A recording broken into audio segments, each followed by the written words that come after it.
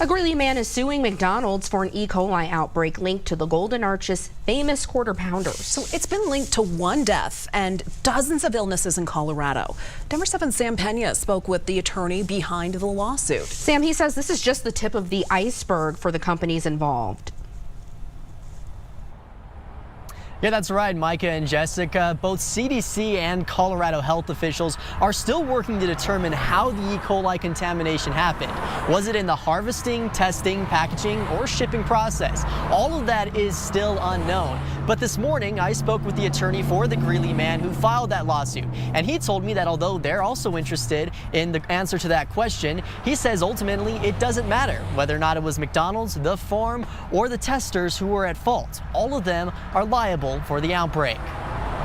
We're going to get the proper compensation, the just compensation, for the suffering these victims had. It's the first step in a potentially major legal battle against a massive fast food chain. And we are going to figure out how this happened. On Wednesday, attorney Ron Simon filed this lawsuit against McDonald's for his client, Greeley resident Eric Stelly. He's still sick. In the suit, Stelly claims he ate a McDonald's burger on October 4th and began feeling symptoms just 2 days later. And they're still trying to recover from the effects of what happened to him. He tested positive for E. coli, and CDC health officials traced his case back to McDonald's along with 27 other Coloradans. The consumers placing this enormous amount of trust in the restaurant. McDonald's clearly breached that trust, and it's going to take a long time to get it back.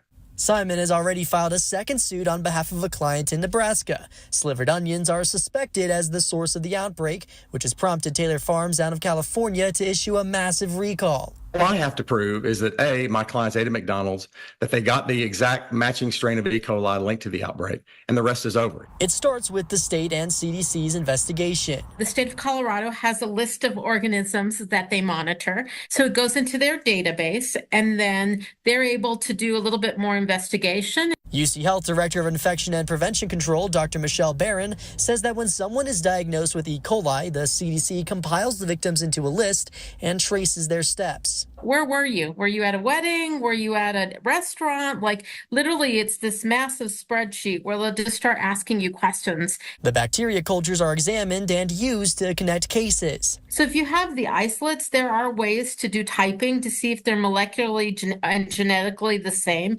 as other isolates. Once linked, Simon says his client has a legal claim. Liability is a slam dunk. And he expects that more will follow. As I've been sitting through this interview, my phone has gone off 70 times.